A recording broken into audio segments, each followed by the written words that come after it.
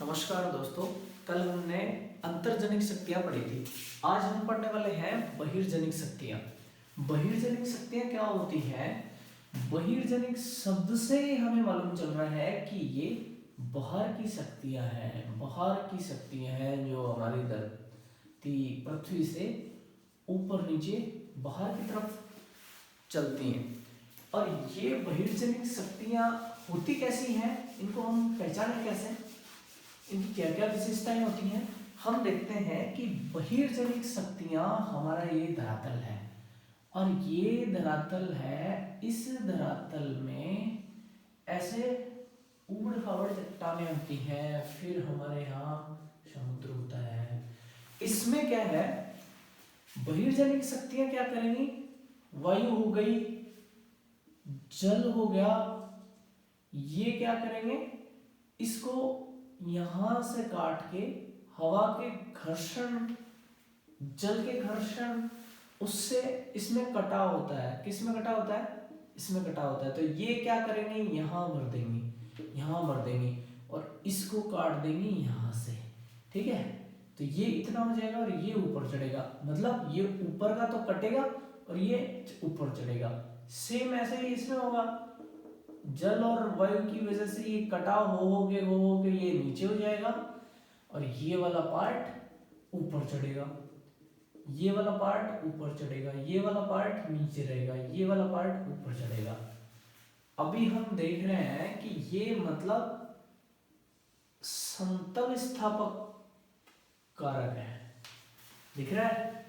ये वाली जो लाइन है ये शो कर रही है कि ये कटाव के बाद में क्या कर रहे हैं, ये समतल स्थापक कारक बन रहे हैं। ये मतलब धरातल की विषमताओं को हटाकर समतल स्थापक कारक बन रहे हैं। क्या बन रहे हैं? बहिर्जनिक शक्तियां। बहिर्जनिक शक्तियों की एक प्रक्रिया है, उसको अपन क्या कहते हैं, जो काम होता है उसको हम कहते हैं अनाच्छादन। अनाच्छादन 3 शब्दों से मिलकर बना है। अनाच्छादन 3 शब्दों से मिलकर बना है।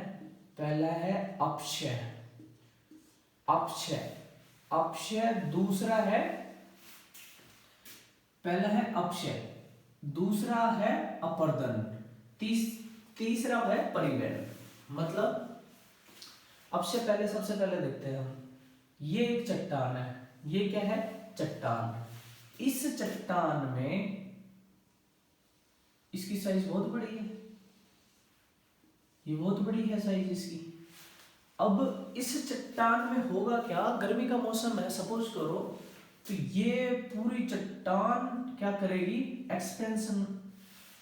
ये भौतिक फिजिक्स का नियम है कि जो भी कोई चट्टान या कोई भी वस्तु होती है गर्म होने के बाद में एक्सपेंड करती है, वो फैलती है, ये फैलेगी। मान लो गर्मी का मौसम है, बहुत अच्छा गर्म हो रहा है और अचानक से बारिश आ गई, तो ये ऊपर की चट्टान है ये ठंडी हो गई, जबकि अंदर वाली गर्म है। अब ये ऊपर का परत है, ये क्या करेगी? ये चटकनों में टूट जाएगी ऐसे, क्योंकि ये चौड़ा है भाई, ये चौड़ा रहेगा और इसके अंदर अगर हम छोटा है तो इसके अंदर तो छोटा तो बन नहीं सकता, छोटा तो अंदर ही बन सकता है, लेकिन ये परत वो रहेगी तो इसमें ये छोटा होने की वजह से सिकुड़ेगी, तो इसमें कैसे कटाव हो जाएंगे? ऐसे कटाव हो जाएंगे, ऐसे कटाव हो जाएंगे, छोटे छोटे कटाव हो जाएंगे। उससे क्या होगा कि इसमें क्या हो जाएगी? चटकन हो जाएगी। चटकन होने से ये टूट के यहाँ गिरने लग जाएंगे, यहाँ गिरने लग जाएंगे, यहाँ गिरने लग जाएंगे।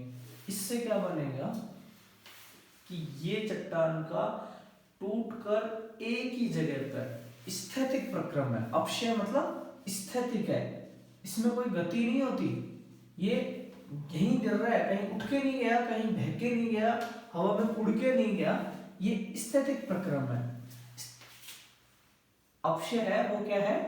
स्थैतिक प्रक्रम है, और इसमें परिवहन ये सब नहीं होता। नेक्स्ट दोस्तों हम देखते हैं अपर्दन। अपर्दन में मैंने आपको बताया कि ये छोटी छोटी चीजों को काटता भी है।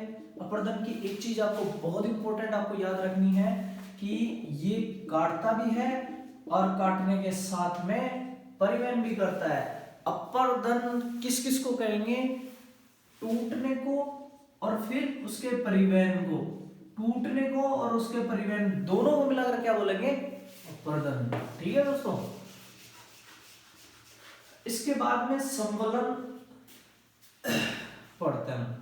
परिवहन, इस अपर्दन के अलावा मैंने परिवहन भी बताना था कि इसमें परिवहन में क्या होता है कि ये एक जगह से दूसरी जगह बहिर्जनिक शक्तियों के कारण एक जगह से दूसरी जगह उसका परिवहन होता है, उसको हम परिवहन कहते हैं। संवलन जो होता है, बहिर्जनिक शक्तियां हैं, ये कंप्लीट हो गई। अब अपन नया टॉपिक शुरू कर रहे हैं, तो उसका नाम है संवलन। क्या नाम है,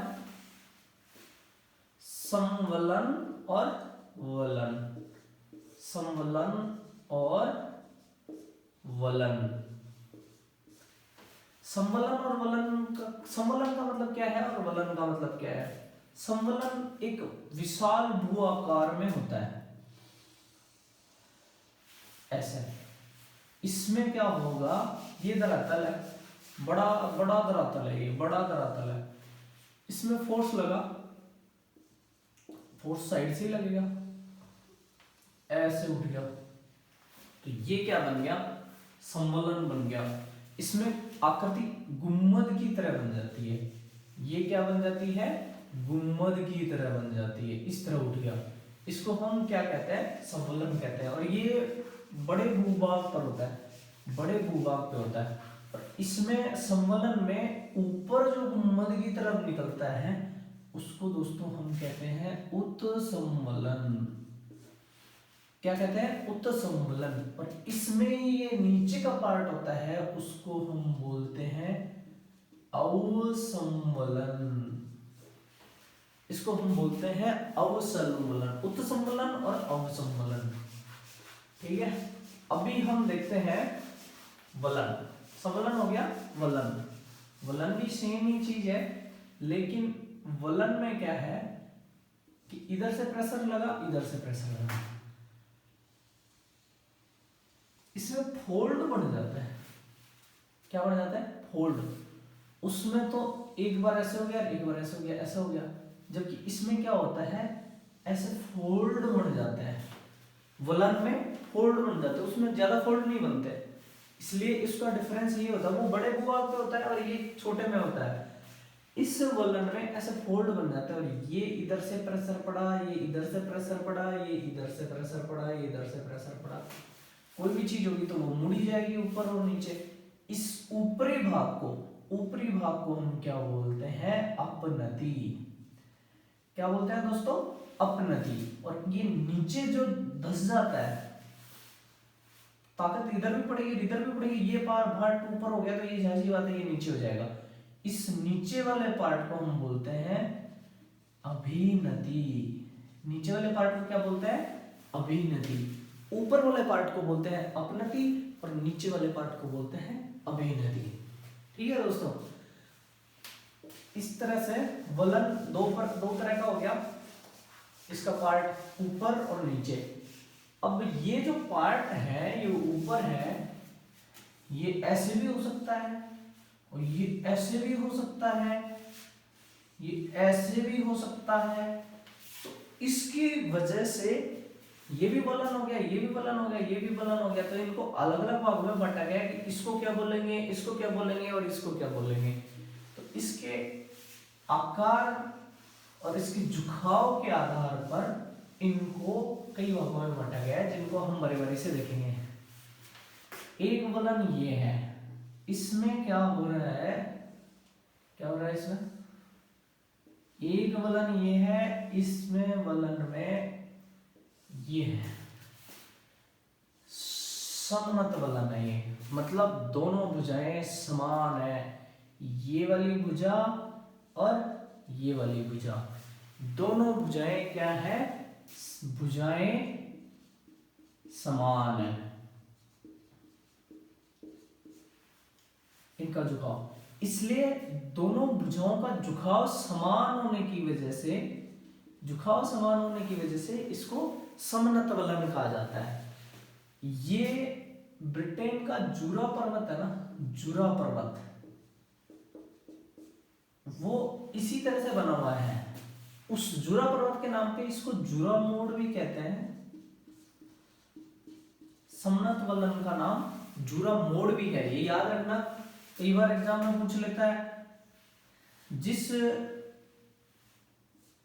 वलन की भुजाएं, दोनों भुजाएं समान रूप से झुकी हुई हो, उनका निम्न में से कौन सा उदाहरण है? समनत वलन या समनत वलन ना देकर असममित वलन दे दिया, जुरा पर्वत, जुरा मोड़ दे दिया, एक नति वलन दे दिया, इस तरह से वो क्वेश्चन पूछ सकता है। तो आप ध्यान रखना कि जुरा मोड़ या जुरा पर्वत ये समनत वलन का उदाहरण है।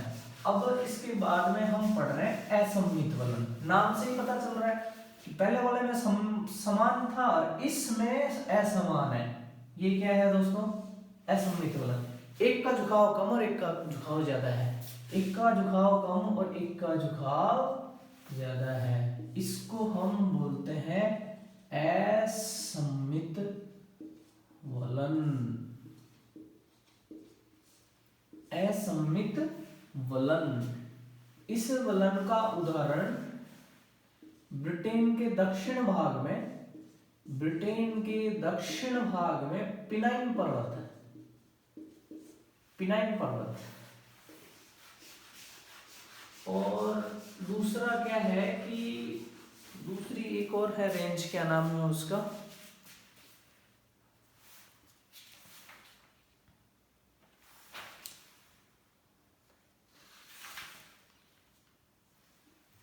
नहीं है, और नहीं है।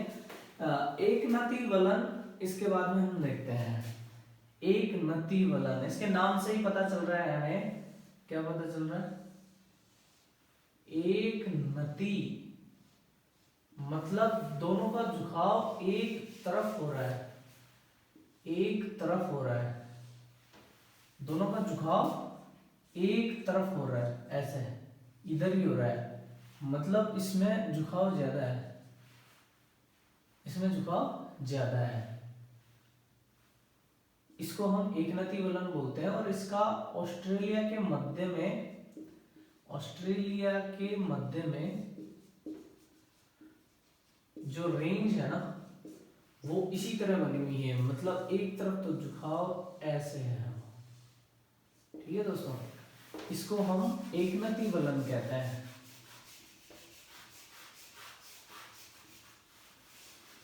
अब हम देखते हैं अधिवलन। क्या देख रहे हैं? अधिवलन। अधिवलन में और ज्यादा झुकाव हो जाता है, ये सारा झुकाव का ही मामला है और कुछ नहीं है। अधिवलन मतलब झुकाव ज्यादा निकल गया, ये यहाँ के बजाय इस लाइन में होने के बजाय ये आगे निकल गया, अधिवलन इसको बोलता है। अधिवलन का उदाहरण हमारे हिमालय की पीर पंजाल श्रेणी है, पीर पंजाल श्रेणी है, याद रख लेना आप। हिमालय की पीर पंजाल श्रेणी इस अधिवलन का उदाहरण है। इसके बाद हम देख रहे हैं समनत वलन। समनत वलन, अधिवलन में तो ये इतना निकला था, लेकिन इसमें समनत वलन में ये पूरा निकल रहा है। समनत वलन में समनत, दोनों भुजाओं का झुकाव एक ही तरफ है, ये भुजा भी इधर झुक रही है और ये भुजा भी इधर ही झुक रही है, मतलब दोनों भुजाओं का झुकाव एक तरफ हो रहा है, दोनों भुजाओं का झुकाव एक तरफ हो रहा है, इसको हम समनत वलन बोलते हैं। और इसका उदाहरण पाकिस्तान की चिट्टा रेंज है, पाकिस्तान की चिट्टा रेंज,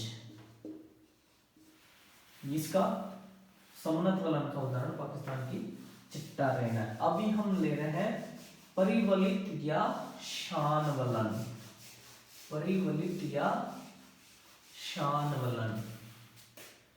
परिवलित वलन पूरा झुक जाता है, पूरा झुक जाता है, परिवलित वलन पूरा झुक जाता है, ऐसे बन गया, ये झुक गया, ये जगह बच भी रही है अभी, परिवलित वलन में जगह बच भी रही है, इसको हम परिवलित वलन बोलते हैं। इसका उदाहरण ब्रिटेन की कैरी कैसल, ब्रिटेन की कैरी कैसल रेंज है, कैरी कैसल रेंज है, ब्रिटेन की कैरी कैसल रेंज है। इसका उदाहरण ब्रिटेन की कैरी कैसल रेंज है। इसके बाद में अपन पढ़ रहे हैं अधिक्षिप्त वलन। कौन सा? अधिक्षिप्त वलन। इसके बाद में हम पढ़ रहे हैं अधिक्षिप्त वलन।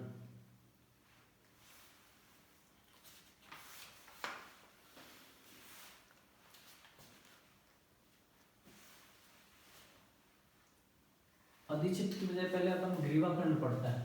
ग्रीवाखंड परिवलित वलन जो हो गया था उसमें यहां जगह बच गई थी, ये वाली जगह बच गई थी, लेकिन ग्रीवाखंड में वो चिपक जाती है।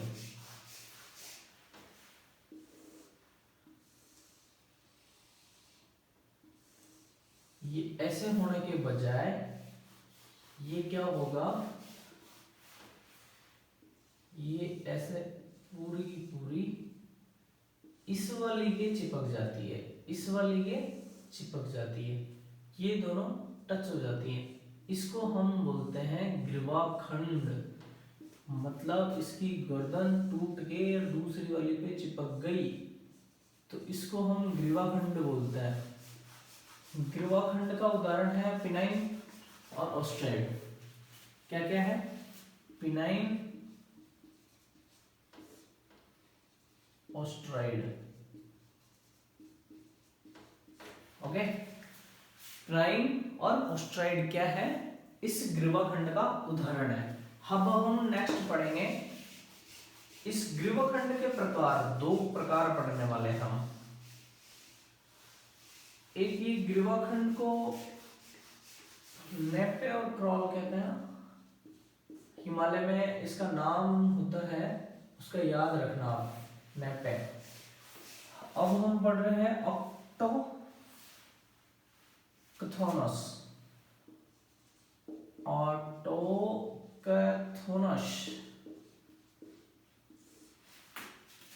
इसमें ग्रीवाखंड यहां से टूटता है और लुढ़कता है, यहां से ये साइज लुढ़केगा और ये यहां इस तरह उस पे गिर जाएगा, दूसरे वाले पे ये यहां की यहां गिर जाएगा, तो इसको हम ऑटोकथोनस बोलते हैं।